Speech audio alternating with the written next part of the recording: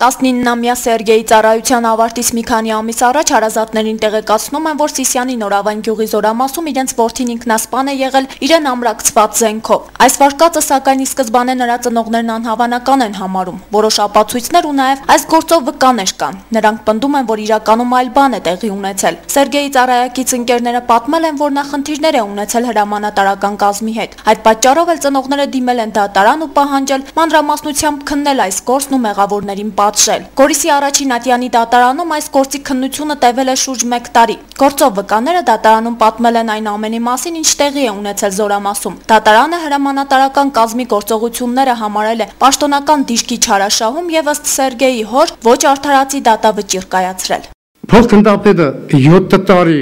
ու կես, 6 տարի դասագիր հրամանատարը, իսկ վաշտի հրամանատարը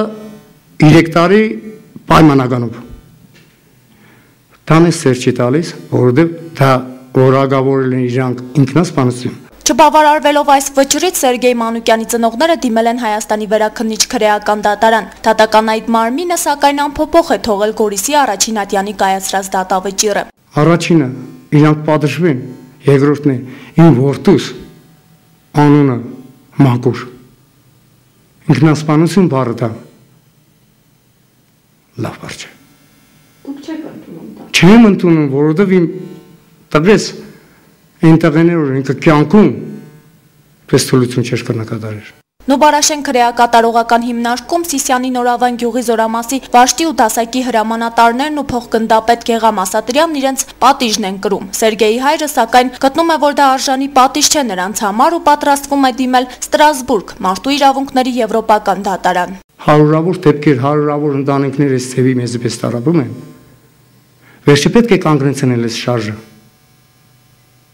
Եկուտ չէ, որ մենք թոր ենք ուղարկելու բանակ։ Իր փաստաբանի օգնությամբ Սերգեյի հայրն արդեն պարզել է, որ եվրոպական դատարան քաղաքից ներկայացնելու համար անհրաժեշտ են որոշակի փաստաթղթեր ու նաև Հայաստանի դատարաններում կայացված դատական նիստերի ձայնագրությունները։ Փաստաթղթերը ինչ որ պահանջում են գղրգենք, նրանք իրենց կոլեգիայով քննարկեն, ինձ թվում է նորից էլի շատ փաստաթղթեր նրանք կպահանջեն ու քննարկեն հարցը։ Ես հույս ունեմ, որ